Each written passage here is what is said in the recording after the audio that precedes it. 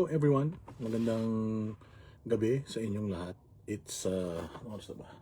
I think it's 11 o'clock in the Philippines. It's, what time na ngayon? 12 o'clock or going 12 dito sa Tokyo. Kamusta naman mga bossing ang inyong mga buhay-buhay? Update lang tayo. Oy, Roel Colaste, shout out. Update lang tayo dun sa mga malapit na kasi yung ating pamimigay ng dagdag Noche Buena sa December 23.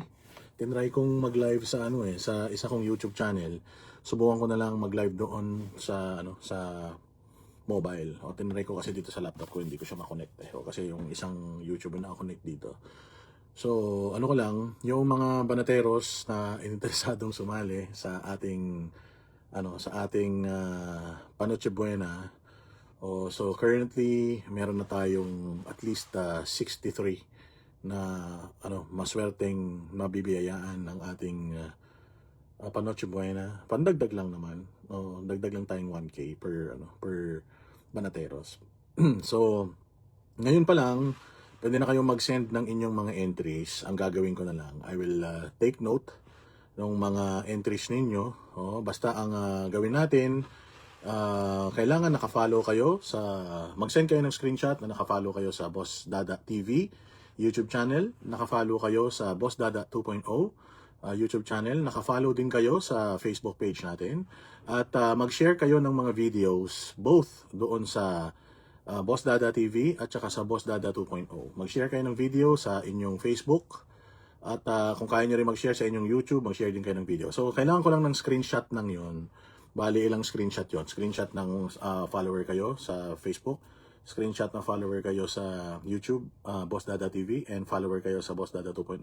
So, 3 screenshot yon. And then, pang-4 na screenshot is yung nag-share kayo sa inyong social media ng video from Boss Dada TV and video from Boss Dada 2.0. So 5 screenshot lang, and then i-send nyo na sa akin yung GCash ninyo, tapos i-send nyo yung full name para pagka nakuha ko na yon, kompleto yung yung inyong information doon sa chat nyo. Personal chat kayo sa Facebook page Boss Dada. Tapos, pag kompleto yon, kukunin ko yung cellphone number at saka yung name ninyo. Then, yun na yung raffle entry ninyo. So, pagdating ng December 23, magla-live tayo. I-announce ko na lang kung saan. Basta magla-live tayo. Tapos, yung magra-raffle tayo. Gagawa tayo ng mga papel ng inyong mga entry.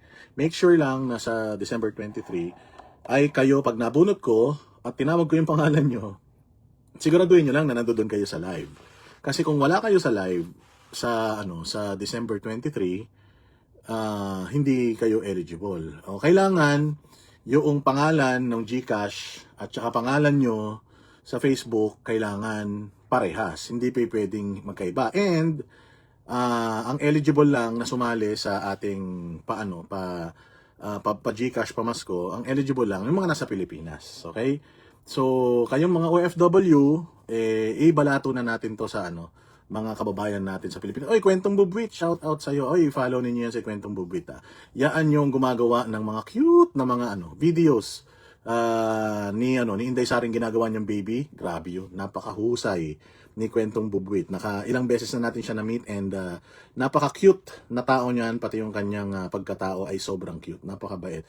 Sana Kwentong Bubwit, magawan mo naman ako ng video na gawin mo naman akong bubwit. Kasi ko yun, isi-save ko. Tapos ipapakita natin, ipopost natin ng ipopost. Malay mo naman, di ba? Mga sikat nang ginagawa niyan, pero malay mo, gawan si Boss Dada. Ano kay tsura ko pagka ginawa kong sanggol na ito ni Kwentong Bubwit? Shout out sa iyo dyan sa Davao. Pero tiga yan tiga Cebu talaga siya originally, pero sa Davao na siya nakatira. Uy, mabuhay ka. Hope to see you again soon. Pagka uwi ng Pinas, dyan kami magse-celebrate ng birthday sa Davao. Kasi in-invite kami nung kaibigan namin dyan sa Davao, si Mayora. Inimbitahan kami ni Mayora dyan sa Davao. Dyan kami magse-celebrate ng aming birthday. Kasi birth month ko ang January. Ayan ha. Oy, bukas agad, Kwentong Bubwit. Naku, thank you very much.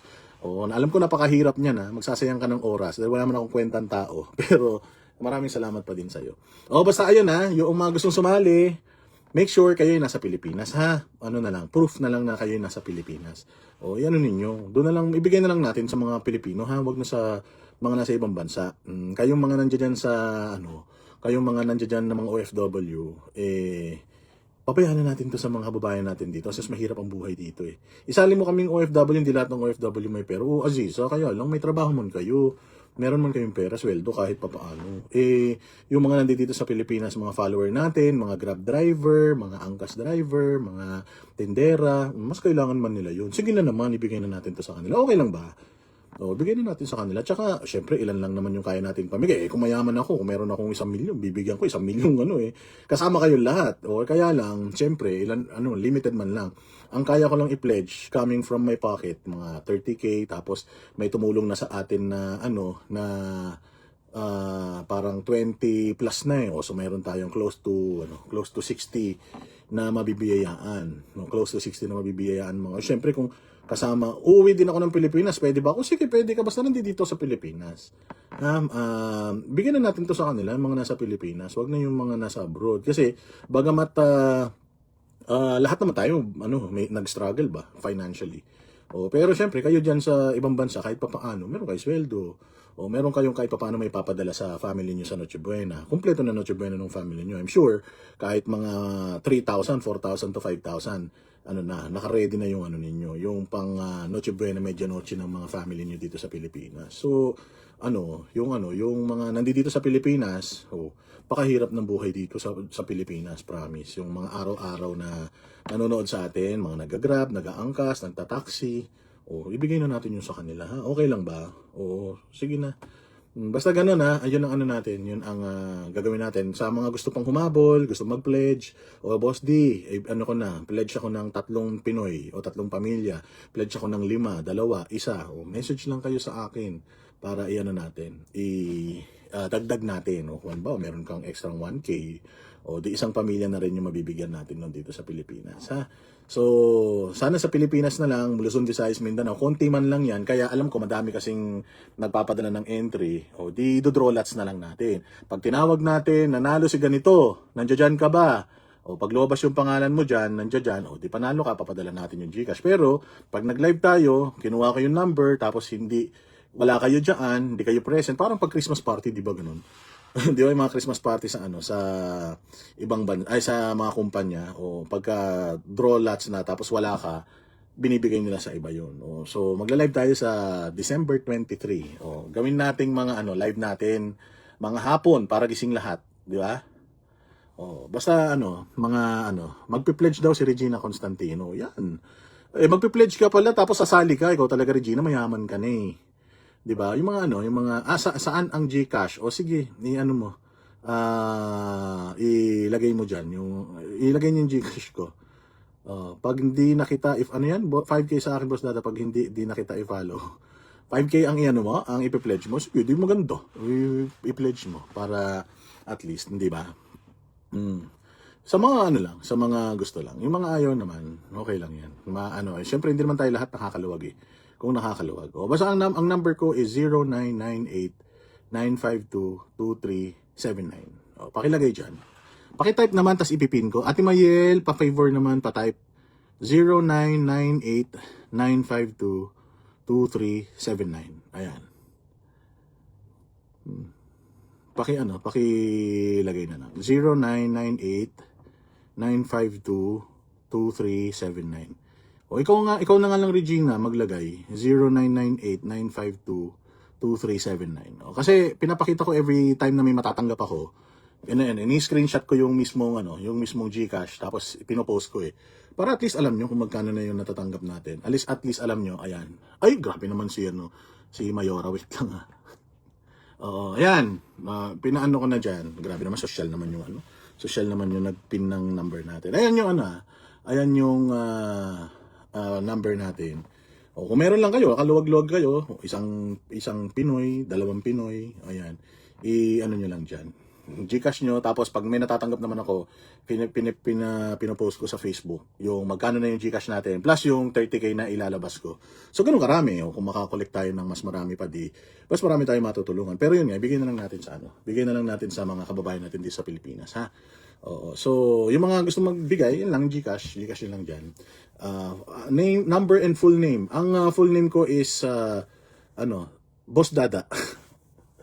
Boss Dada. Lagay nyo lang, Darwin. Kasi, yung pangalan ko, Darwin. Oo. Darwin S. O, ganun. O kaya, Boss Dada. O, first name, Boss. Dada, last name. Ganun. O, kasi naman yan, for lang naman yung name. Ayan. So, ilagay nyo lang yung, tapos ko, pag may mga natatanggap ako, pinopost ko naman doon, tapos nilalagay ko naman na thank you kay ganito, nagpadala ng ganyan. So, transparent man tayo dito. Matagal na tayo nagbibigay-bigay noon nga, noon nga hindi ako tawag dito, madalas noon pero ngayon, kasi nga magpapasko, di ba? So, yun natin. Tulungan natin yung mga kababayan natin, kasi tayo, nakaluwag-luwag man tayo, So, ako, ko na. Yan, Darwin is, sabi ni Regina. Si Regina, nagpapagcash na yan sa akin noon pa kasi, napaka-generous na tao niyan. Hinantay ko lang yung si Anharot kasi fake news yun. Hinantay ko yung pledge niya. Buti pa si Ate Mayel, nag-pledge na yan. So, yan lang. Basta, ang mechanics natin, screenshot, 5 screenshots kailangan natin. Unang screenshot, subscribe o follow kayo kay Boss D, Boss Dada sa Facebook. Pangalawang screenshot sa Boss Dada 2.0. Sa pangatlong screenshot doon sa Boss Dada TV. Then pang-apat na screenshot, nag-share kayo ng video sa Boss Dada TV. Pang-5, nag-share kayo ng video sa Boss Dada 2.0. Yun lang. Tapos lagay niyo yung phone number nyo, Gcash, and then yung full name nyo. Tapos, yun na yung entry mo. Kukunin ko yun, lilista ko, lalagay ko sa papel, tapos gagawin natin parang bingo. Sa letra ng boom, eto na. Dati pa kami nagbibigay, sila nagbigay din na nung pandemic, nagbigay kami ng thank you very much. Kami nagpadala ng 500 pesos from 0905-4920-738. Thank you very much. Mabuhay ka. Salamat. 500. Kalahati na yan. Kalahati na mabibigyan yan. May magpadala pa na under 500, nakabuo na tayo ng isa. Di ba? Coach Rod, how are you? So, ganun lang ganun lang. Basta walang pilitan. Pagka nakaluwag-luwag lang. Any amount will help. Ayun. So, pwede kaming sumali. Basta nasa Pilipinas, ha? Nasa Pilipinas kayo. Ay, ikaw ba nag-send, Coach Rod, ng 500? Huwag mag-send, ikaw talaga, Pambili mo ng pampagawa mo ng motor. Thank you very much, Coach Rod, for sharing your blessings. Coach Rod, yan coach ko yan sa Anytime Fitness Pioneer. Yan ang manager ng Anytime Fitness. Buong Pasig, Pioneer, and kanya din yung Cebu. Balita ako sa sa Davao, magkakaroon din sila. Di ba? So yun 5 screenshot. 5 screenshot. So kailangan natin ng follow Boss Dada Facebook, Boss Dada TV, and Boss Dada 2.0 sa YouTube. Then share ng video sa Boss Dada TV and share ng video sa Boss Dada 2.0. Then phone number, full name, tapos yun na yung entry mo. Kokolektahin natin yon. Tapos pagdating ng December 23, bubunutin natin yung live. Ito nanalo. Tapos ninyo. Kailangan nandiyan kayo sa live para manalo kayo. Pag wala kayo sa live, bibigyan na natin yan sa ibang ibang tawag dito, mga mananalo. Alright. Yun lang. Yun na yan. Basta basta yung mga nasa Pilipinas as much as possible. Yung mga OFW, na natin yan. Pabalato na natin sa mga kababayan natin dito sa Pilipinas. Ang hirap ng buhay sa Pilipinas, promise. Sobrang traffic, kawawa yung mga taxi. Pero madalas kasi, ay mga nanonood sa atin, yan, yung mga angkas, yung mga food panda, tsaka yung mga nag-grab na kotse. Yan. Pag minsan nga sumasakay ako ng grab, subscriber ko pa yung mga driver. Oy, boss, ikaw ba yan? Picture naman. So, nakakatuwa. And lagi nga nila sinasabi na pangpalipas oras daw nila tayo. Napakahirap daw kasi talaga ng buhay ngayon sa Pilipinas. Lalo na kung nag-grab ka, sobrang traffic. So, yung natin, yung mga tawag dito. Paano yung signature campaign para kay Tatay Digong? Bakit? Anong plano mo? Nagpadala na ako ng mga links doon sa signature campaign. Pwede kayong mag-conduct ng mga kanya-kanyang signature campaign sa areas ninyo. Tulong-tulong lang ba, di ba? So, yung marami na nag-ano. From USA, Palawan, wala ako GCash. Mag-message na lang yung mga yung mga walang GCash na gusto mag-pledge. Mag-message po kayo sa Facebook. Bibigay ko yung details ko para kung saan kayo pwedeng magpadala either sa bank or sa sa GCash. Kaya ako prefer GCash, mga boss, kasi mamomonitor mo O pag GCash kasi pumasok, may screenshot ko kagad, may popost ko kagad sa Facebook. Pero syempre kung wala kayong GCash, nasa abroad kayo, kung gusto niyo sa bangko, okay lang. Sendwave, di ba? Yung Sendwave, alam ko pwede yan sa GCash tsaka sa BPI or any bank. Basta message lang kayo, then tingnan natin kung may way. Kasi kung Palawan naman, walang Palawan dito nasa Japan kasi ako, nasa Tokyo ako. So either yan nga GCash or diretso sa bangko para ta-transfer ko na lang sa GCash. Pero yun nga, yung alam mo daming nagbigay sa atin, ayaw ibigay yung mga pangalan nila. Yung mga nagmano sa atin, yung mga nagdo-donate. Huwag mo nang i-post, Boss D. Okay? Pero ako pino-post ko pa din yung pino-post ko pa din yung kung magkano na yung laman ng GCash natin para at least updated kayo kung ilan yung entries na mabubunot natin, kung ilan yung mananalo. Di ba? Anong yan? Anong mga katanungan nyo dyan sasagutin natin? Politika. Ano muna tayo? Good vibes lang muna tayo. Linggo ngayon. Sa mga taga-Tokyo, pwede tayong magkita para signature campaign. Yan. Katulad niyan. Si Snowy. Si Ma'am Snowy yan. Nag-pledge yan sa atin ng malaking halaga. Nag-pledge yan sa atin ng 3K. Sabi niya magpe-pledge siya sa atin. Nagkita kami yan kasama ng kanyang anak, napakaganda. So sinend ko na rin naman yung nasend ko ba sa'yo, madam, yung link? Pero yun nga, kung halimbawa, Pinoy ka, nasa area ka, tapos meron kang kilalang mga DDS din sa area mo, mga 10 kayo, pwede mo na silang ipasign doon sa, doon sa sheet, tapos document nyo lang, pictures and all, share nyo lang sa social media ninyo, tapos ipadala nyo doon sa address yung, sign sheet, ipadala nyo lang doon. Tapos yun, sila na bahala doon, sila na magko-compile noon. Kasi as much as we want to organize yung malaking get together dito for that, kailangan mo ng unang-una sa lahat venue, pangalawa permit. So napakahirap, lalong-lalo na wala naman tayo sa Pilipinas. Kasi sa Pilipinas okay lang, kahit saan pwede kang maglagay ng lamesa. Kaya lang napakadelikado kasi din para sa amin. Kaya ngayon ginagawa nila, Joey, sobrang delikado noon, lalo na yung ginagawa ng ibang mga vlogger, nag-iikot pa sila, gumagastos sila ng pera nila for. Walang pondo yan, walang pondo. Ako, hiningi ko lang talaga dun sa mga organizers niyan, yung link. Kasi sabi ko, gusto kong tumulong dito sa Tokyo. Kasi alam ko maraming Pinoy dito. Although marami na rin sila, Miko Pogay, nagkakandak na yata sila niyan. Pero alam ko busy sila. Sabi ko, dito sa area ko, baka merong mga Pinoy hindi makapunta sa kanila, malayo sila. Kaya lang na-realize ko nga, nung tinry ko, sabi sa akin nung kakilala ko dito, mahirap yan, boss, di kasi lahat dito pagka nagganyan ka kailangan. Thank you very much, Stars. Kailangan pag nagganyan ka, meron kang permit. Kasi pagka konting gathering lang dito, kahit 10 lang kayo, nagstay kayo sa isang lugar, pinupuntahan na kayo ng pulis Oo.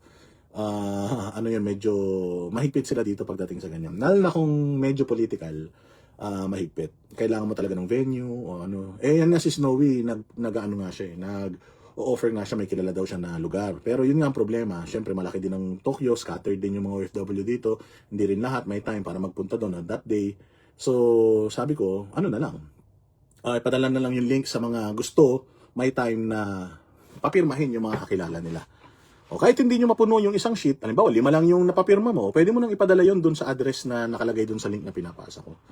Di ba? Malaking tulong kahit papaano. Yung support lang, may pakita lang natin yung support. Hindi naman sinasabi na yung pirma na yan, yung sinasabi na yung pirma na yan mapapalaya si Pangulong Duterte. Sabi nga, ginagamit lang ninyo yung mga tao, pinapipirma nyo diyan, pinapaasa nyo. Hindi, walang yan, hindi na yung pinapaasa. Ano lang yan? Sign lang yun ng pagpapakita ng support kay Pangulong Duterte. So, hindi man ang layunin talaga niyan is makabuo ng maraming totoong tao na suporta na may papakita sa Supreme Court at kung saan man nila yan, yung mga organizers niyan, kung saan man nila gagamitin yan, na talagang totoong tao yung mga sumusuporta kay Pangulong Duterte. Ngayon, merong issue ng baka mag-leak yung personal information, may mga ganun, natatakot na baka mag-leak yung mga personal information nila. Wala naman kayong personal information na ilalagay doon bukod sa full name ninyo at saka ID number. O, yun lang man. Wala namang hinihinging phone number, wala namang hinihinging email address. O, yun lang naman ang hinihingi. Hindi rin naman pinofotocopy yung mga IDs ninyo. O, so, I think, yun lang talaga. Makukuha, yung totoong pangalan lang talaga makukuha. Pero yun nga, kaya ka naglalagay doon ng ID number para sure na talagang itong tao na to is legit tao talaga siya. Yun. So, may mga ayaw, may mga may mga hindi confident na ibigay yung kanilang mga detalye. Okay man lang din yun kasi wala namang pilitan yan. Walang pilitan yan, wala namang perang involved dyan, hindi naman kayo hinihingi ng pera, hindi naman kayo hinihingi ng donasyon. Ang hinihingi lang naman sa inyo is yung willingness ninyo to support yung kausa, which is makakalap ng maraming pirma, hindi ba? Signature campaign nga eh. Makakalap ng maraming pirma para maipakita doon sa probably sa Supreme Court na marami talagang mga Pilipino supports sa Pangulong Duterte and supports yung yung pagpapalaya sa kanya. Hindi, it doesn't give us an assurance na mapapalaya nun si Pangulo. Walang ganun. Wala silang ganun na parang sinasabi nga, istay kami naman. O kami naman yung, kasi ginawa ni Tatay Digong yung pagpapakita ng pagsuporta sa atin, pagtatrabaho para sa bayan, pagtatanggol sa atin, nilinis ang bayang Pilipinas, yung mga passports ninyo, 10 taon na, yung mga government agencies, ang dali nang lumapit, di ba? So somehow, nung panahon ni Pangulong Duterte, he tried everything. Sabi nga niya ako yung tipo ng presidente na wants to go out as the person whom tried his best. Yun yung sinasabi ni Pangulong Duterte. Hindi niya sinasabi na magaling ako, hindi naman sinabi ni Pangulong Duterte na akong pinakamagaling na presidente, akong pinakamahusay na presidente. Kasi when the media asked him, masaya ka ba sa naging pamumuno mo? Sabi niya hindi. Feeling ko hindi ko nagawa yung lahat ng mga gusto kong gawin. Because again, 6 years talaga is not enough. Kaya lang talaga matanda na rin yung tao. So, hindi siya perfecto. Marami siyang pagkukulang. Ngayon, sabi nga niya, if you're asking me kung maganda ba yung nagawa ko sa Pilipinas, hindi ako yung sasagot niyan. Kasi self-serving pag ako sumagot niyan. Mas maganda, ikaw ang sumagot niyan. Tanungin mo yung sarili mo kung maganda ba yung ginawa ko bilang presidente. Because kung maganda yung ginawa ko bilang presidente, lumabas ka sa kung nasan ka man ngayon, tinignan mo yung paligid mo, and then naisip mo, maganda talaga yung ginawa ni Duterte, and then, that's my job. Salamat naman at na-appreciate mo yung ginawa ko. Ngayon, kung hindi ka masaya sa ginawa ko, katulad yan, yung mga dilawan, yung mga loyalista na dating tuwang-tuwa na dahil loyalista nga sila, hindi na sila masaya kay Pangulong Duterte. Sa mga nagawa ni Pangulong Duterte noon, yung mga dilawan na talagang wala siyang nagawa kahit wala tayong magagawa roon. Yun yung opinion nila, feeling nila, walang nagawa si Pangulo. Inaan yun. Kumbaga parang nire-respeto ni Pangulo yun. Hindi ba? So ngayon, ganun naman. So ginawa niya naman lahat para sa atin, although trabaho niya yun bilang presidente. Pero si Pangulong Duterte, hindi siya nagnakaw, hindi siya nagsamantala maaring talagang sa pamumuno niya, meron talaga siyang nasagasaan. Meron talagang mga collateral damage. At meron talagang, hindi naman perfecto talaga. But relatively, talaga, maganda talaga yung nangyari sa Pilipinas. So dahil nagsakripisyo naman siya para sa bayan, at yun lang naman yung, Boss Ray Dino, solid. Mabuhay ka. Nasa Amerika ka na. So yun nga, sobrang maganda naman yung pinakita niya. So ngayon, tayo kami naman. Yun yung tawag dito, tagline nung whole signature campaign. Tayo kami naman. It doesn't give us an assurance or a promise na dahil sa mga signatures na yan, mapapakawalan si Pangulong Duterte. Pero yung effort lang natin, may pakita that we support you, that we love you, and kami naman yung kikilos para sa iyo. Ganyan. Yeah? Ganda kaya nung initiative. Lang talaga, hindi lang talaga pabor yung iba, hindi lang talaga confident yung iba, respeto na lang din natin yung pananaw nila. Pero para sa akin, mali na i-discredit mo itong inisyatibo na to kasi inisyatibo nga 'di ba? Effort nga ito So kung halimbawa sasabihin mo yung effort nyo, kabobohan yan, yung effort nyo, katangahan yan, yung effort nyo, ganito yan. Hindi ka na nga pipirma. Tapos manghihila ka pa pababa, 'di ba? Wala namang masamang intensyon yung signature campaign na yan. 'Di ba? Wala naman siyang sinasabing hindi naman siya nagbibigay ng false hope, 'di ba? So, I don't think bilang isang Pilipino, tama na sirain mo yung ginagawa ng kapwa mo Pilipino. Kasi may grupo-grupo talaga, yung grupo ng kabila, mga Duterte supporter din, pero hindi nila gusto yung grupo ng kabila. Kaya sinisiraan nila yung effort na ginagawa ng kabila. Kasi kung halimbawa, ano na natin to, ilagay na natin doon sa personally, hindi ko na lang isasama yung mga banateros. Pero kung halimbawa ako, may ginagawa yung grupo nila Joey na ganito, initiative, tutulong ako. Kasi alam ko naman, di naman manloloko mga yan. Ngayon, kung halimbawa, itong kabilang grupo naman, sila Maharlika naman, meron silang ginawang inisyatibo din para kay Pangulong Duterte. Susuportahan ko din. Kasi, ano pa din yun effort pa din Nag-effort pa din sila di ba? So long as hindi sila nang-scam ng tao, pare-pareho, I will support. Pero pag nakikita ko that nag-scam sila parehas ng mga tao, yun yung hindi maganda, di ba? So ako, I will support. Kasi nahati talaga sa faction, kasi ganyan talaga kapag ang supporters walang kumukumpas, talagang may competition. Talagang gano'n.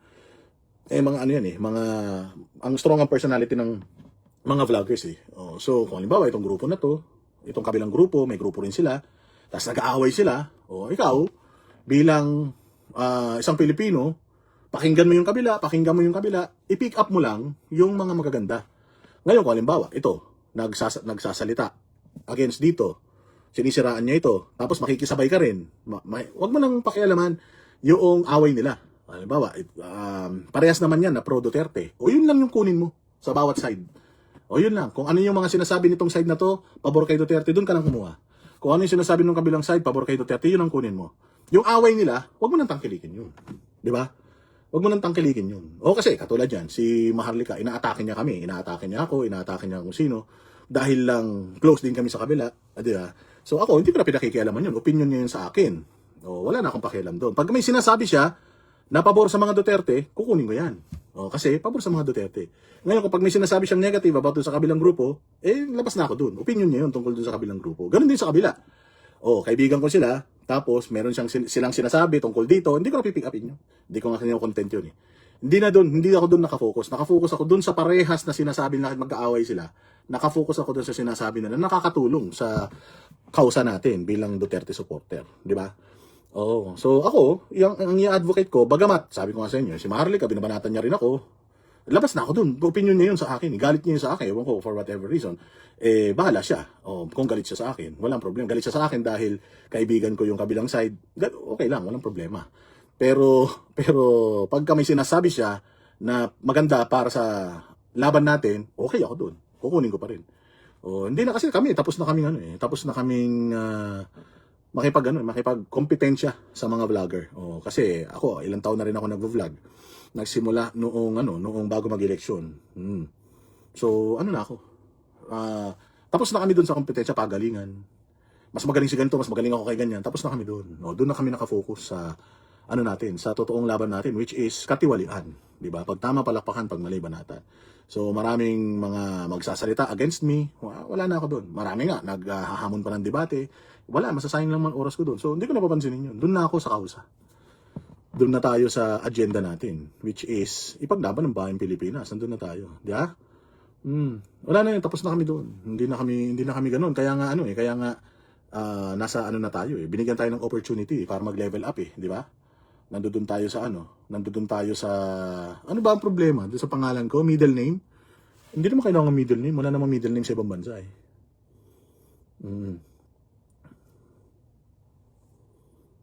Iyan nyo na lang ako. I-message nyo na lang ako personal. Sagutin ko na lang para Kasi ayoko naman sabihin dito yung totoong pangalan ko. Baka mamaya palabasan ako ng subpoena ng mali na nga yung pangalan ko sa Congress. Di ko nga kinukorek mali yung pangalan ko dun at least pag i-chat nyo na lang ako dun sa mga kailangan ng mga details. Chat nyo ako. Tapos pati kung halimbawa gusto nyo ng bangko. Ko lang. Yung mga basher, wala na yan. Huwag nyo nang awayin yan. Anharot. Wala rin silbi yan. Actually, nakakatulong pa nga sa atin yung mga basher na yan kasi yung mga comment nila, engagement yan. Pinapakita ko nga yung engagement nung aking Facebook. Sabi ko nga, we are at 130 million views. Diba? For the past 90 days. So, that's a huge milestone. Okay na ako. Yung mga basher, wala na yan. Hindi na tayo apektado dyan. Yung mga paninira ng ibang vlogger, wala na yan. Hindi na tayo apektado dyan. Pinatibay na tayo ng tadhana. Hindi na tayo naapektuhan din sa mga yung mga sinasabi, ganito tsura mo, ganyan tsura mo, wala na yun. O, tsaka ginagawa rin natin yan eh. Binababoy din naman natin yung mga idol nila. So kung halimbawa babuyin nila tayo, okay lang yan. Ganun talaga buhay. Kasama yan sa kasama yan sa freedom of speech, freedom of expression mo. Wala na yan. Hindi na yan issue sa atin. Hindi na para maipagmataasan tayo sa mga yan because you're just wasting your time. Di ba? Oh, so yung mga basher dyan, hindi no, magstay yan buong hindi na magstay yan buong live. Ang gagawin ng mga basher, magchat-chat yan dyan para mainis kayo. Mawala kayo ngayon sa topic. Mawala kayo sa pinag-uusapan. Tapos, kayo, mabibwisit pa kayo, di ba? Mamaya yan, mainis pa kayo. Atakin kayo sa puso, nauna pa kayo namatay sa mga yan. Di ba? Okay lang yan. Noon nga, nakikipagmurahan ako sa basher pero wala na. Ang payat ko na ba? Oo, kasi tayo eh. Nag-Baker Slim tayo. Alam niyo naman si Boss D, Baker Slim tayo. Papayat tayo. Dito sa Tokyo, masarap ang pagkain dito. Grabe. Pakasarap ng mga pagkain. Mura pa. Mas mahal lang ng konti kaysa sa Pilipinas. Pero grabe ang sarap ng pagkain. And karamihan ng pagkain dito, may kanin. Nag-low carb ako as much as possible. Zero carbs. Kaya nga puro puro meat lang kinakain ko. Steak lang, ganyan. Tsaka, basta protein rich na mga pagkain. Manok, yung mga tuna, ganyan. Pero as much as possible, hindi na tayo nagkakanin. Kasi yun ang, sabi ni Snowy Tor, labas na ligo nga, nakita na yung nakita na yung tattoo ko. Diba? Sa leg. Nag-meet nga rin kami kanina ni nag-meet nga rin kami kanina ni Luis, ni Boss Jay, at saka ni Luis, yung tinirahan ko dyan sa Fairfield, California. Nag-meet kami kanina dito sa Shinjuku, kumain kami, nag-sukiyaki, nag-hotpot kami. Hotpot ba? Shabu-shabu tawag doon eh. Tas puro beef lang. So, protein pa din. Kasi dito nga sa hotel ko, meron nga malapit na gym. So, I go to the gym every morning. Light workout lang, hindi ko ginagawa yung workout ko sa Pilipinas. Kasi mahaba ako masyado mag-workout eh. So, dito, basta ang importante, makapag-treadmill ako ng 1 oras. Masaya na ako nun. Tapos, konting pump lang. Pump ko lang shoulder ko, pump ko lang yung chest ko, pump ko lang yung arms ko. Okay na yun. Core exercise lang ako, makapag-ab exercise ako ng ilang set, okay na ako dun. Yung at least, instead kumain ako sa umaga, ganun ang ginagawa ko. I just go to the gym, inom ako ng protein or coffee, tapos mag-waste ako at least 2 or 3 hours sa gym para paglabas ko dito, sakto na yung oras ng pagkain ko. Hindi ba? So, ganun talaga. Tsaka yun nga, may nagsasabi nga din sa chat yan na ba yung bayad sa'yo, yung pinang Japan ko? Oo, kasi minipon ko yan sa buong taon eh. I travel. This year, nagpunta ako ng Europe, punta ako ng Hong Kong, Thailand, Malaysia. So, yes, madami yung pinuntahang bansa ngayon. Das Tokyo, nandito ako ngayon. Maayos naman. Nasa magandang hotel ako. Nasa area ako na medyo mahal, but I can afford it. Because I work hard. Oy, Putragis! Shout out sa'yo. Namimiss ko na kasi makipagkwentuhan din sa inyo sa live. Hindi ako makapag-live sa YouTube, tinatry ko kanina eh. So, dito na lang. Namimiss ko na nga rin si Randall eh, di ba? Kaya yung mga yan. Yung mga sinasabi, nandiyan dyan yung mga binayad sa'yo, syempre may sweldo kami talaga. May sweldo kami, syempre. News anchor kami. Meron talaga. Kayo talaga, Tsaka naman, may kinikita naman kami kahit papaano. Ano yan? So, huwag na kayo mainggit kayo naman. Huwag nyo nang pansinin kung magkano yung ginagastos ko dito, hindi nyo afford. Mag-travel din kayo, di ba? Mag-travel din kayo para di kayo naiinggit kayo masyado eh. Masarap ang buhay talaga ng banateros. Masarap talaga maging banateros. Di ba? Ganun lang yan. Pinapansin yung mga, pinapansin yung mga basher na yan. Saglit lang yung mga yun nandiyan, magko-comment lang yung mga ganyan. Tapos wala na yan. So, focus lang tayo. So, yun lang naman. Basta, yung mga gustong mag-participate sa ating pa-Christmas. Dagdag 1,000 pesos sa budget ninyo. Yan. Magano lang kayo. Message. Tapos yan, ilagay nyo lang 5 screenshots lang. Ulitin ko screenshot ng sabi niya, hindi kami bayaran. Tanga, walang magbabayad sa inyo talaga. Ting Serrano, walang magbabayad sa inyo. Tanga kayo, paano may magbabayad sa inyo? May magbabayad ba sa mga tanga? Puro kabubuhan lang yung mga post sa Facebook. Walang magbabayad sa inyo. Hindi kayo magiging kami. Hindi kami magiging kami.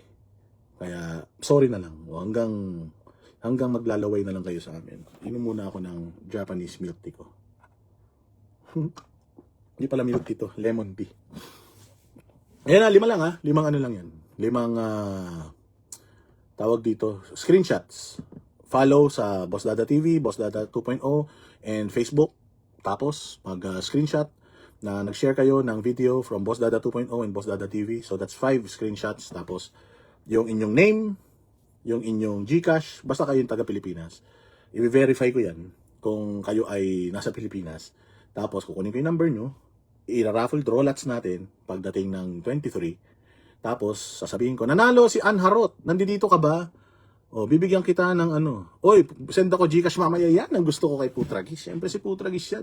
Yan yung kaibigan ko sa San Francisco, hindi pala San Francisco, sa California, na nagpakain sa akin sa Fogo de Chao. Kauna-unahang beses kong kumain ng Fogo de Chao sa ano pa, Bay Area pa, Panis. Di ba ganyan kalupit ang mga banateros? So, di may Fogo de Chao na eh. Putragis sa Pilipinas. Hindi ko pa natatry. Ayoko mang itry kasi sigurado ako hindi yung kasing ganda, kasing lupit ng karne ng Fogo de Chao dyan sa San Francisco. Di ba? So, ayun. So, halimbawa, ayan na nga, nanalo si Ann Harot. Tapos sinabi ko, Ann Harot, nandiyan ka ba? Wala siya. Ay, wala na. Yung number niya, papalitan ko ng iba, magdodrawal sa ulit. Si Regina Constantino, nandito ka ba? Sabi niya, nandito ako. Okay, nanalo ka ng 1,000 pesos. So, ipapakita ko kagad yung GCash na 1,000. Tapos, ang gagawin ko, isi-save ko yung mga GCash, ano na yun. Padala natin sa GCash. Tapos, ipopost ko sa Facebook. Oh, ito, nanalo si ganyan. Congratulations, nanalo ganyan. Congratulations. Di ba? Para ano tayo? Para transparent tayo. Oh, so, pag may mga natanggap ako, may pumasok sa GCash. Mamaya, pagtapos itong live natin, titingnan ko yung GCash. Pag nadagdagan, ipopost ko ulit. Nadagdagan, ito na yung laman ng GCash natin. So, yan, makakatulong kahit pa paano. Di ba? Ganyan sa community natin, tulungan lang. Hindi man tayo lahat dito nakakaluwag-luwag katulad ni R.A. Kastner, di ba, na mayaman, may mga may mga hacienda sa Davao. Hindi man tayo katulad niya. Makatulong tayo sa mga nangangailangan, di ba? So nandiyan diyan yung GCash natin, nakapin. Kaya anuhin niyo yan. Mag-ano lang kayo diyan, mag-send lang kayo ng inyong tulong. Pasayaan natin. I-post natin, ano yung mga basher, walang kwenta yan. Walang mga kwentang tao yan. Kaya nga yung mga yan, nagstay sa mga vlog, kasi nga, walang mga kwentang tao yan. Para sila, ay makapag-kill ng time, kasi mga gutom yan eh. Mga patay gutom yung mga yan. So, para makapag-kill sila ng time, mag-spend sila, mang-uurat, tapos pag naurat kayo, kayo yung naapektuhan, di ba? Pero pagka hindi nyo pinansin yung mga comment nila dyan, hindi nyo binasa, hindi nyo nireplyan, di magsasawa din yan. Ganun lang ang buhay kayo talaga. Dito sa mundong ibabaw, pag pikon, talo ka. Ako, lumaki ako sa kalsada. Hindi tayo balat sibuyas na papatol sa mga ganyan. Mas madilim ang pinagdaanan natin sa buhay para pansinin natin yung mga keyboard warrior na yan. Matatapang lang yan sa keyboard. Magagaling lang yan sa ganyan. Ang dami nga sa akin ang dami nga sa akin naghahamon pa ng, saan ka? Suntukan tayo. Ganyan, may mga ganyan pa yan. Laki-laki ng katawan mo, hindi ka ubra sa akin. Ganun. Wala na yun, hindi na tayo para anong bata ako, araw-araw ko nakikipagsuntukan. Okay na yun. Wala naman tayong dapat patunayan sa mga yan. Pero the fact kasi na nandito sila, ibig sabihin, masakit yung mga binibitawan natin. The fact na binibisita tayo ng mga yan, ibig sabihin, yung mga tumbong nila sumasakit pag binabanatan natin si Bongbong na adik, pag binabanatan natin si Sandro na bakla, na magnanakaw, pag binabanatan natin si Romualdez na kawatan, nasasaktan yung mga yan. Kaya sila nandito, gustong bumawi, akala nila masasaktan nila tayo. Kaya nga tayo inis na inis sa atin yung Congress eh. Kaya nga inis na inis sa atin yung mga principal nila, yung mga pinagtatanggol nilang mga adik eh. Kasi nga, sikat tayo. Pupuntahan ba tayo niya kung di tayo sikat, di ba? Kayo talaga kasi katulad ako. Yung mga vlogger nila, pinupuntahan ko ba? Hindi ko pinupuntahan. Bakit? Wala akong matututunan dun eh. Sino ba yun? Hindi mamasikat yun. Di ba? Yan bang mga mga vlogger nila? Meron ba silang documentation, picture na nakakainuman nila yung idol nila? Halimbawa si BBM. Nakakainuman nila, nakakakwentuhan nila, exclusive. Harapan talaga. Wala. Yung mga yan, nagtatanggol lang yan kay Bongbong dahil sa pera. Pero wala talaga silang personal na attachment sa isa't isa. Kasi katulad ako. Kumpare ko pa si Mayor Baste. Imagine, 'Di ba? So, ako, pinagtatanggol ko yung mga tao na meron akong personal na connection sa kanila. Doon inggit na inggit yung mga yan sa atin. Kasi tayo, meron tayong direktang connection doon sa mga pinagtatanggol natin. Kilala tayo ng mga pinagtatanggol natin. Hindi katulad nila. Sila, pinagtatanggol lang nila, tapos baka maambunan sila ng barya-barya mula sa mga ninakaw na pera ng taong bayan, di ba? Maambunan sila. O, yun yung pangarap nila. O, makapag-bash sila, pag nireplyan nyo yung mga comment nila, babayaran sila doon. Pinayaman nyo pa yung mga yan. Di ba?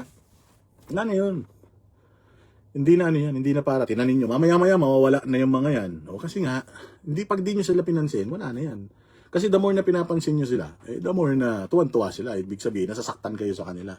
O, kaya dapat yan, hindi nyo na yan masyadong, hindi nyo na yan pinapahaba pa yan. Di ba? Oy, Byron Cristobal, how are you? See you in a bit. Ready ka na ba? Baduy, walang live, lakwatsa na. Maghapon na ako nasa labas. Maghapon ko nang in-enjoy ang 4 degrees na lamig. O, maghapon nang umuusok-usok yung bibig ko. O, kaya, anaantay na lang kitang dumating. O, tsaka maaga akong umuwi talaga, Banat. Umuwi ako mga 10 o'clock. Umuwi na ako sa hotel. Tapos, pahinga na ako para press. Pagdating ng umaga, press ko. Kaya ikaw, pagdating mo dito, hindi pa pwede yung ginagawa mong gising ka sa gabi. O, kailangan gising ka umaga, maghapon tayo mamamasyal, tapos matutulog tayo sa gabi, ha? O, bawal yung magpupuyat, dahil pag nagpupuyat, nakaka-dry ng skin yan. Nakakapangit yan. Alam mo naman, may mga sponsor tayo. O, ganyan ang Banateros. Ano na yan? Ano na yan? Iba na level niyan. Dito na yan, no? Si Mickey Mouse, tapos Banateros na yan, no? Si Hello Kitty na yung mga nasa baba namin. O, kaya walang magpupuyat, bawal. Oh, na yan, paparating na si Banatbay. Banatbay, marunong ka marunong kang mag-inject ng insulin. Kasi nag-insulin ka na ba dati? Oh, kasi problema ko, may dala akong Baker Slim. Pero hindi ko alam paano ko itutusok sa sa sarili ko. Baka marunong ka. Ikaw magtusok sa akin. Di ba? Oh, hindi, ganyan na. Basta wag niyo napansin yung mga basher. Wala na yan, si Banatbay, sa tingin niyo naapektuhan pa yan ng mga basher. Wala na. So naman, sino ba yung mga basher na yan? Sino ba yung mga kalaban namin? Kalaban ko si Bongbong Nakawatan, di ba? Kalaban ng Banateros, mga magnanakaw sa Pilipinas. Yung mga yan, wala naman yung mga yan.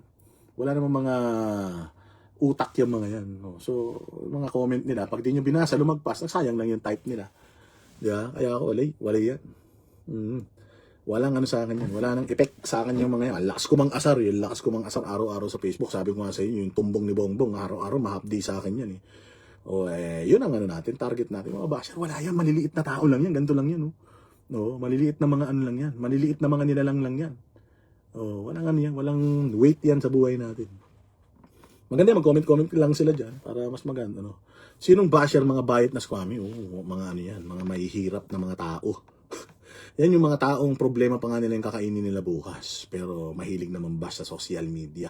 Pero alam nyo naman, ang Banateros, wala na tayo dyan. We are over that. Hindi na natin kalibre yan.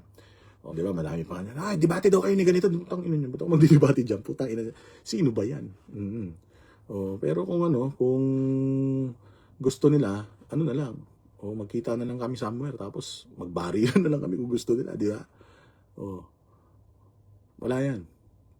Kaaway natin si Romualdez na magnanakaw, si Sandro na kawatan, si Bongbong na adik na kawatan din, di umano. Yan mga kalaban natin.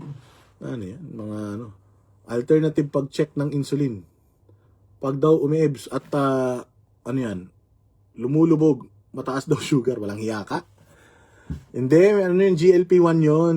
Yung para hindi kami masyadong kumain. Yun yung ginagamit ko para pumayat. Kasi malakas ako kumain talaga. Grabe. Sabi nga ni Mayor Basti, nung nagkwentuhan kami nung nakaraan, inaano niya pala ako, binabantay niya pala yung kinakain ko. Kumuha daw kasi ang sarap ng spaghetti ikaw, ang sarap ng spaghetti mo. So ngayon, kumain ako ng isang bundok na spaghetti. Inubos ko yun, ang sarap talaga. Kumuha pa ako ulit. Sinabi niya sa akin, grabe ka kumain ng spaghetti. Nung kumain ka nung nakaraan, isang bundok na yung kinuha mo. Kumuha ka pa ulit. Walang hiya si Mayor. Inaano pala ako, binabantayan pala yung kinakain ko. So nahiya ako noon. Kaya nung nakaraan pumunta ako doon, nagpalitsyon siya, 2 litsyon, walang kumain. Bisit na bisit siya.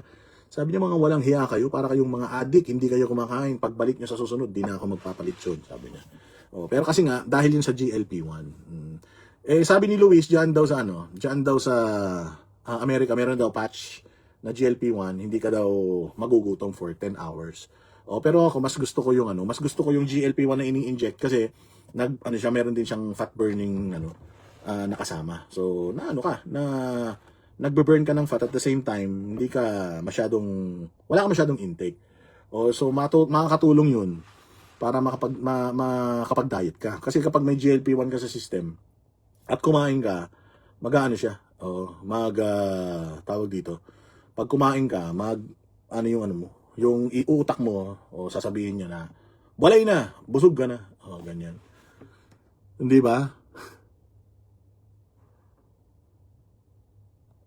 Yun lang yan.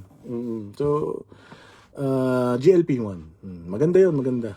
Yan yung mga uso ngayon na pang food suppressant.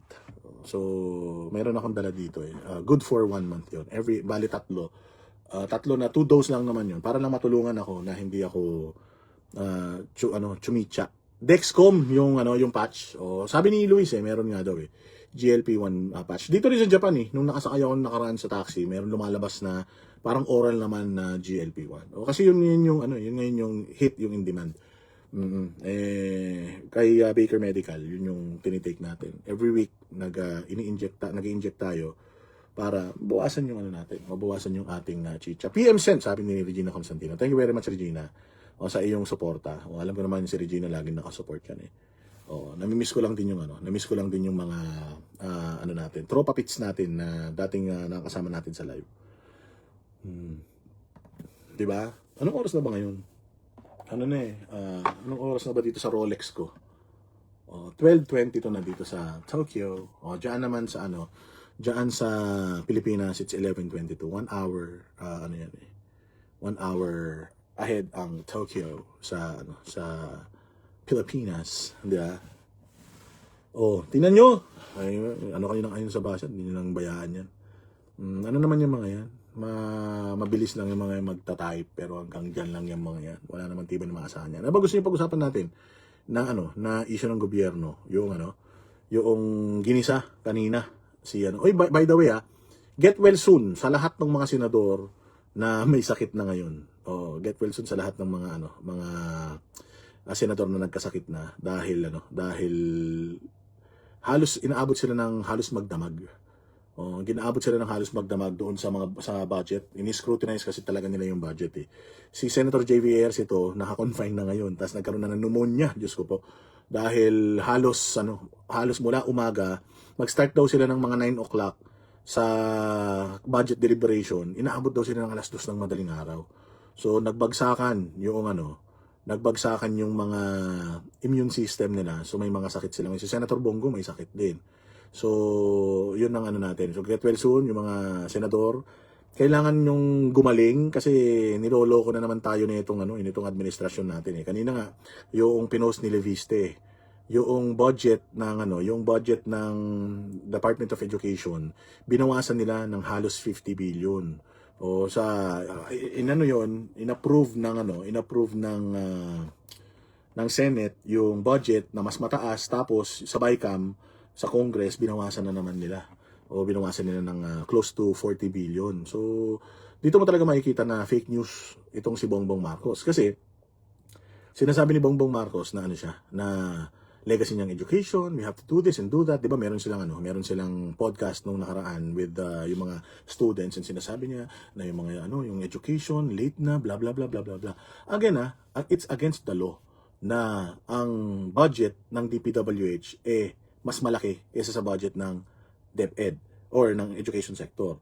Yung budget ng any agency ng gobyerno hindi dapat mas tumaas sa budget ng education. Yun? Nasa batas natin yun. Pero lumalabas, ngayon, sa budget ng 2025, actually 2024 pa lang, yung 2024 budget, mas mataas na yung budget ng DPWH. Yung 2025 budget, mas mataas na yung halos 1 trilyon ang budget ng DPWH. Kaya naman pala, ang laki-laki ng budget ng DPWH. Kasi, dahil dun sa mga insertions nila, yung mga insertions pala nila, dun nila fina-funnel sa DPWH para makakukuha sila ng komisyon mula dun sa mga projects na yun. The reason why binibigyan nila ng napakalaking budget ang DPWH. So parang ang nangyayari, halimbawa bibigyan ko ng 100 ang DPWH. Tapos yung DPWH, sila yung mamimili ng mga projects. Saan nila ilalagay yung 100 pesos na binigay ko para sa mga proyekto nila. Ngayon mga bossing, yung presidente, di ba, meron siyang 100 billion na insertion. Si Romualdez may insertion, si Sandro Marcos may insertion. Yung mga insertions na yon, projects din yun, yung insertion yun. Projects sa ganitong lugar, sa ganitong lugar, sa ganitong lugar. Walang budget yon. Tukunin ngayon yun doon sa budget na inallocate nila sa DPWH. Pupunta sa mga proyekto na yon, meron silang komisyon. Ganon ang sistema ng pagbabudget sa DPWH. Sa mga hindi pa nakakaintindi. So, kaya sila naglalagay ng sobrang laking budget sa DPWH. Kasi sabi nga nila ni Leviste, the reason why hindi sila naglalagay ng malaking budget sa Department of Education or sa education sector, dahil sa education sector, pagka ikaw ay may mga proyekto yan, mahirap kapkungan, mahirap kunan. Talagang talagang napakahirap kumita ng komisyon diyan sa mga proyekto sa education sector. Kasi ano ba yung mga proyekto sa education, di ba? Usually classrooms. Pangalawa yung mga miscellaneous ng mga teachers, yung pambili ng mga gamit para sa gagamitin sa mga public schools, mga ganyan. So yun, napakaliit ng mga proyekto diyan para katkungan mo. Ang mga budget niyan, marami yan, sobrang dami. Laptops, camera, chalk, pambura. Napakaliliit ng mga Kapag ka naglagay ka ng sobrang laki, kaya nga napansin, natatandaan niyo sa SSS. Kaya napansin, yung SSS na napakadami nilang tissue kasi ang laki nung halaga nung tissue nila. Yung tissue nila umabot ng 14 million. Tissue lang So nung nakita, mali ito, ba't ang laki? Ba't naparaming, gano'ng makamahal naman itong tissue na ito? Nung chinik, isang buong kwarto, punong-puno ng tissue. Nag-procure sila ng napakaraming tissue. So, dahil nga tissue lang yan, 14 million, ang laki-laki nito, madaling ma-check. Kung halimbawa, chalk, nagpatong ka ng sobra, dinoble mo yung supposedly kontrata sa chalk, madaling mahuli. Versus dito sa flood control. Yung flood control kasi, lalo na yung mga DPWH project, matagal kasi yan. Tapos, may mga bidding pa na magaganap, kanino pa i-award yung mga na yan.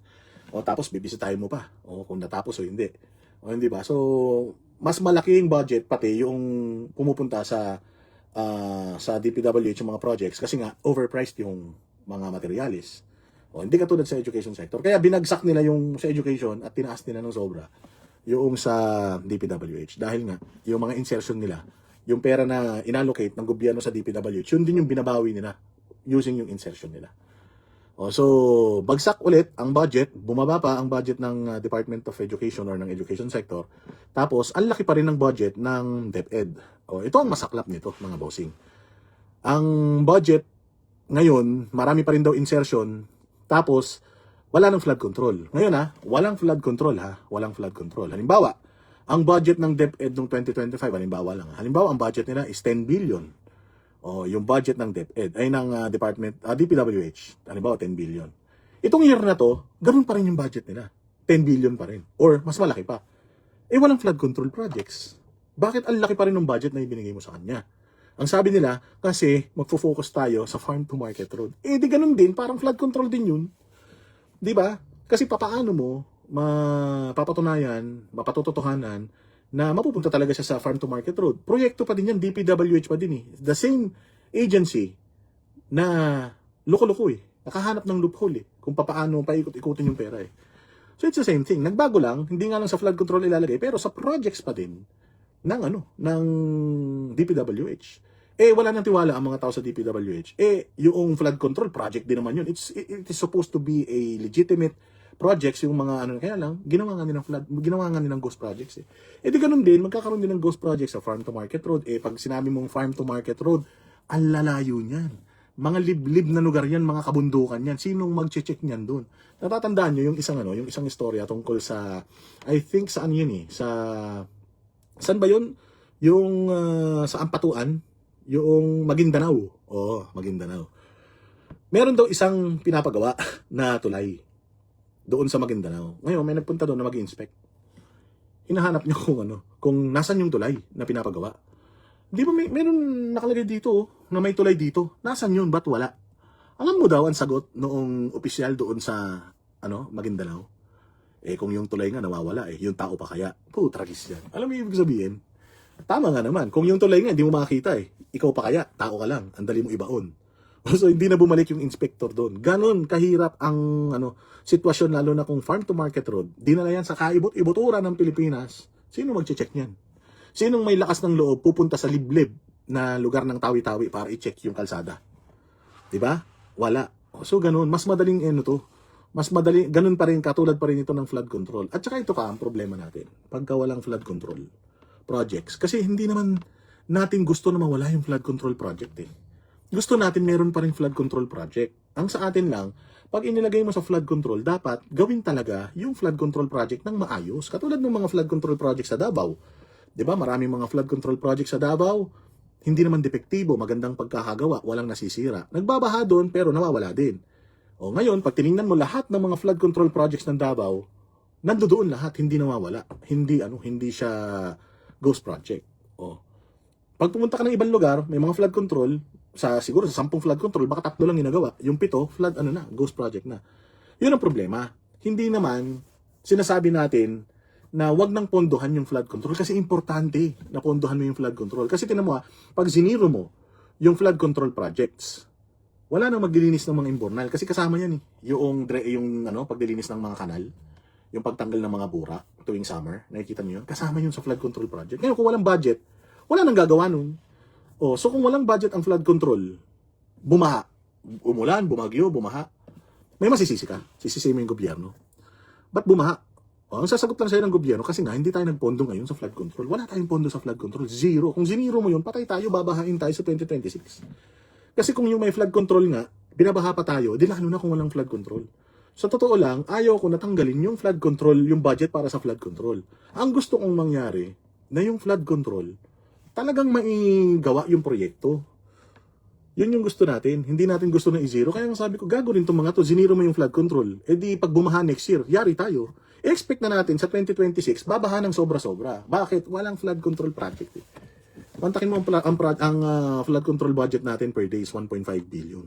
Kung yung 1.5 billion na yun napupunta talaga sa proyekto, wala namang problema Kahit naman gaano kamahal yan Basta hindi ghost project, basta hindi ninakaw, okay lang man yun. Pero yung totally, isi-zero mo, walang budget sa flood control, paano na? Saan kukunin ngayon yung pambayad doon sa mga nagkakalkal ng imbornal? Walang kalkalan ng imbornal ngayon. Pag walang kalkalan ng imbornal, kasi nga pagka summer, kinakalkal pa yung mga imbornal dito sa Metro Manila, binabaha pa din What more kung tatanggalin mo na? Kasama sa flood control project yung paglilinis ng mga daluyan ng tubig, yan sa Maynila. Kasama yan. Yung paano yan? Kung wala ng flood control budget, zero mo. Wala na maglilinis ngayon ng mga estero. Di ba bahain tayo masyado niyan? Patay tayo. Kaya sabi ko nga, engot din tong mga to. Hindi naman gusto ng mga Pilipino na walang flood control. Ang gusto ng mga Pilipino, walang corruption. Yun lang naman Kahit marami pa ring flood control, nag-allocate tayo ng 500 billion para sa flood control projects. Masama ba yun o hindi? Ang masama, pag ninakaw yung pera na yun. So para sa akin, dapat may flood control budget pa din. Kasi yun ang problema natin taon-taon Because kung walang flood control budget, ibig sabihin walang flood control projects. Pag walang flood control projects, yari tayo, babahain tayo ng sobra-sobra. Parang lang yan, police, di ba? Dahil walang budget ang police ngayon, halimbawa lang, lagay lang natin sa police, walang budget ang police ngayon, walang magjo-duty na police for 1 year. Ano mangyayari sa Pilipinas pag walang nag-duty na police? Di ba?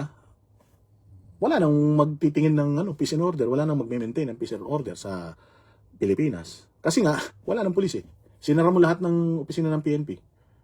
Anong mangyayari ngayon sa Pilipinas? Ganon din yun sa flood control. Tinanggal mo yung flood control budget, wala tayong flood control sa 2026. Hindi ba uulan sa 2026? Hindi ba babagyo sa 2026? Sigurado tayo babagyo at uulan sa 2026. Yari tayo. Babahain tayo ng bonggang-bongga. Bakit? Wala tayong budget sa flood control Again kinaklaro lang natin. Ang ayaw natin sa flood control project is substandard at saka yung ghost. Okay sa atin, lahat ng proyekto, build man yan, kalsada man yan, tulay man yan, flood control man yan, dredging man yan, anything, project ng gobyerno, okay sa atin yan. So long as hindi ninanakaw yung pera. Yun lang naman. So, para sa akin, bad ito. So, yung malaking budget ng DPWH, it's a testament na talagang wala pa rin kwenta tong budget natin ngayon sa Pilipinas. Malaking problema pa rin tong budget natin sa Pilipinas. Lalong kawawa yung mga nasa mabababang lugar. Totoo yan, Regina Constantino. So, yun ang problema natin.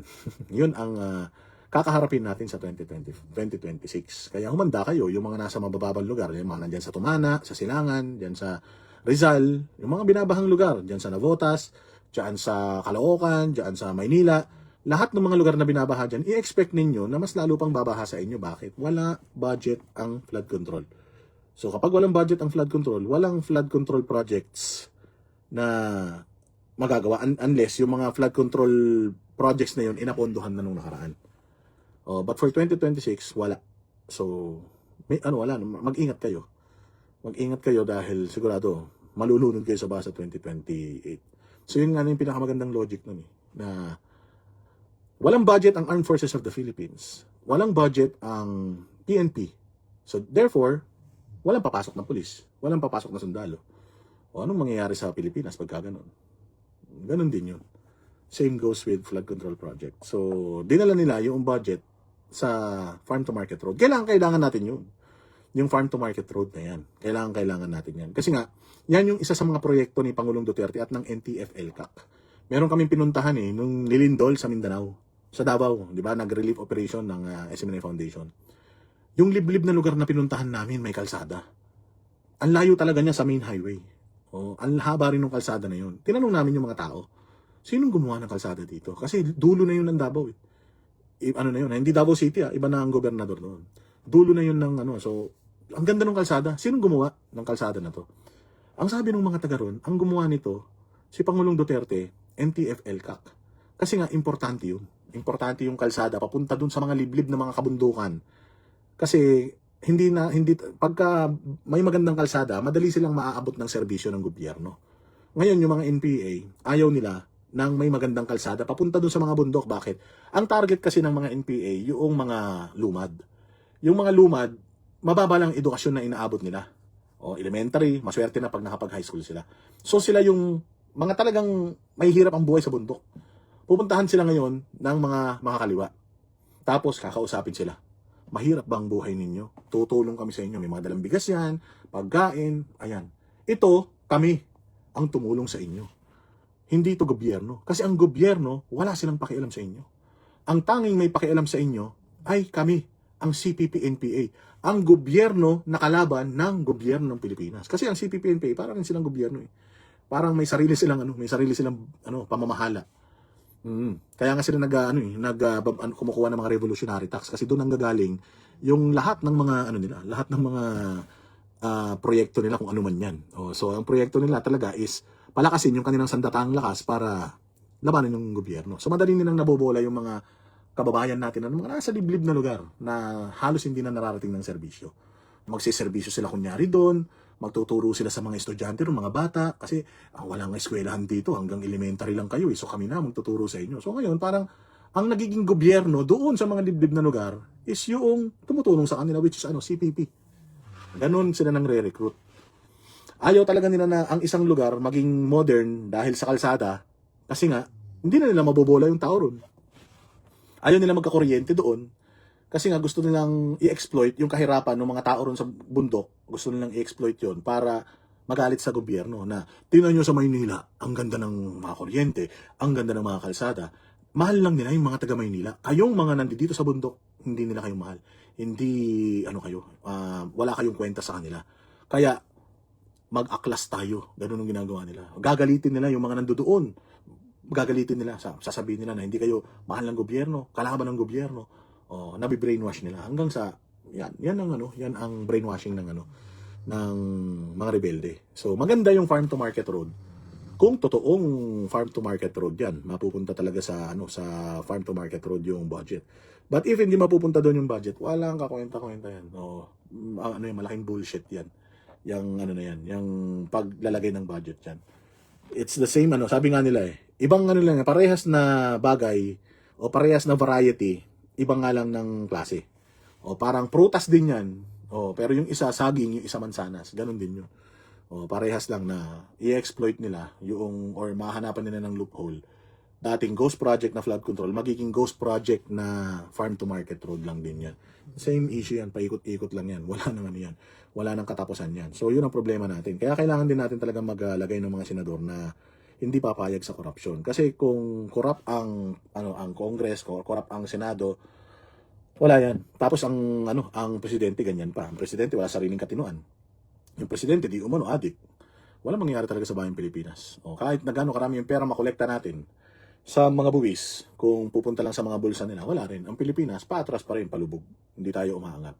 Kaya nga, itong opportunity namin na nakapunta kami sa mga ganito, first world country, mas lalo naming minamahal ang bayang Pilipinas. Why? Kasi feeling ko, mas mayaman tayo sa Japan Feeling ko, mas matalino tayo sa mga taga Singapore Feeling ko, mas mahusay tayo kaysa sa mga taga Malaysia Pero bakit tayo, nasa baba, ang dami nating resources dito. Lahat ng mga natural resources nasa atin. Mayaman din tayo sa ginto, mayaman tayo sa mina, mayaman tayo sa lahat ng bagay. Blessed nga ang Pilipinas dahil ang dami-dami nating produkto rito. Lahat ng crops tumutubo dito sa Pilipinas. Lahat ng meron tayong mayabong na kabundukan, meron tayong magandang biodiversity, meron tayong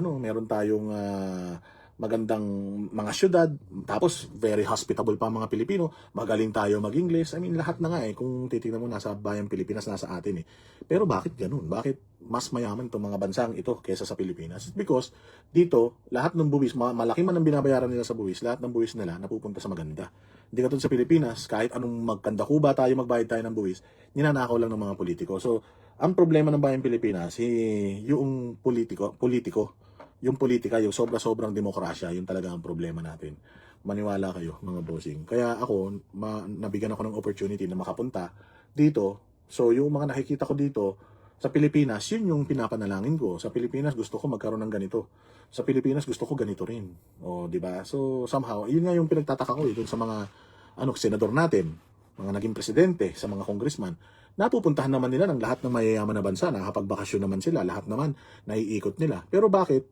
Yung mga nakikita nila, halimbawa sa airport na lang, napakaganda ng airport ng mga ibang bansa, yung immigration process nila, yung pagkuha ng mga bagahe, the way they handle everything dyan sa airport, napakaganda. Syempre, pupunta ka, congressman ka, pupunta ka, nakita mo, ang ganda-ganda rito sa bansa na to. Anong pangarap mong gawin? Mambabatas ka sa Pilipinas. Di ba, dapat yung mga na-experience mo na maganda sa ibang bansa, inuuwi mo sa bayan mo yun, tapos pinapanukala mo yun.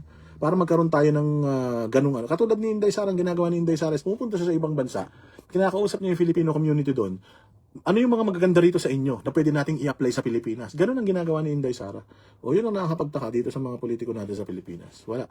Naiikot nila lahat ng mga first world country, pero wala silang ginagawa para ang Pilipinas na pinagsisilbihan nila, maging first world country. Nagiging first world sila lang. Sila lang sila kumikita. Sila lang yumayaman. Yun ang problema natin sa bayang Pilipinas. Di ba? Dito sa airport, maganda airport. Dito sa Hong Kong, maganda airport. Japan, Malaysia, lahat ng bansa. Pati yung Cambodia, ang ganda ng ginagawa nila kahit nagkakaroon ng gera doon, ganda ng ginagawa nila ng airport. Diyan sa Thailand, ang ganda ng airport nila diyan. Halos lahat dito sa Southeast Asia, ang gaganda ng airport. Pilipinas na lang ang bulok. Maniwala kayo, Pilipinas na lang talaga ang bulok. Ang init na nga sa Pilipinas, pag uwi mo, tas mga CR, sira-sira pa. Wala man lang walkalator. Ang layo-layo nung binabaan mo sa aeroplano, papunta doon sa immigration. Immigration natin, ilang window lang yung nakabukas. Sa ibang bansa, automated na. Dito sa atin, hindi pa rin, hindi ba? So, yun yung nakakalungkot na nakabanata ng Pilipinas, na meron tayong mga politiko na nakakaikot naman sa buong mundo, pero parang bulag sila sa mga nakikita nila doon. Parang pag-uwi na ng Pilipinas, kutsang nang yan, gusto nila nakawin pa rin yung pera ng bayan. Yeah. Which is yun yung hindi maganda. Ayan. Dahil medyo late na. Maraming salamat sa inyong pagpatnubay. In-update ko lang kayo patungkol sa ating paraffol. Basta mag-message na kayo at yung 5 kailangan natin na impormasyon na screenshot, ilagay nyo lang doon. I'll get all the numbers and then draw lots natin sa December 23. Alright? So mabuhay kayo, mabuhay yung bayang Pilipinas. Magandang gabi sa inyong lahat. Bukas na ako magbablog ng maayos. Naghahanap lang ako ng topic para may discuss sa inyo tomorrow. So again, thank you very much sa inyong panonood. Mabuhay kayo. As much as I want to keep this live on until Thy Kingdom come, kailangan natin matulog. Kasi paparating si Banat Bay. Kailangan natin ng mahabang tulog dahil pag nandito na si Banat Bay, sigurado ako, gising na naman yan magdamag. So, ano na yan, mag-enjoy yan dito. So, again guys, see you tomorrow. Mabuhay kayo and ano lang, laban lang. Tulong-tulong lang tayo. Banateros community, kailangan tulong-tulong lang yan. So, huwag na natin pansinin yung mga bashers, huwag natin pansinin yung mga awayan, yung mga paksyon-paksyon, huwag natin isipin yan. Basta focus na lang tayo sa laban natin, which is i-expose lahat ng mga kademonyohan sa Pilipinas. Alright? So, I'll see you again tomorrow. Have a nice day and have a good night's sleep.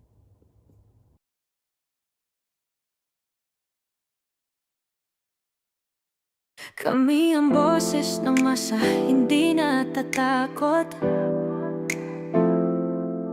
Katotohanan lang, di kami nalulunod. Walang bahid ng sismis, lahat ay totoo. Kahit sino ka pa, pag mali ka babanatan ka. Walang pinipili kulay, wala kaming kinikilingan. Basta para sa bayan, kami lalaban. Pag tama palakpakan, pag mali banatan. Di matitinag, di matatakot, para sa bayan tuloy ang sigaw. Sa harap ng kamera, walang halong takot. Mga baluktot, lahat kayo'y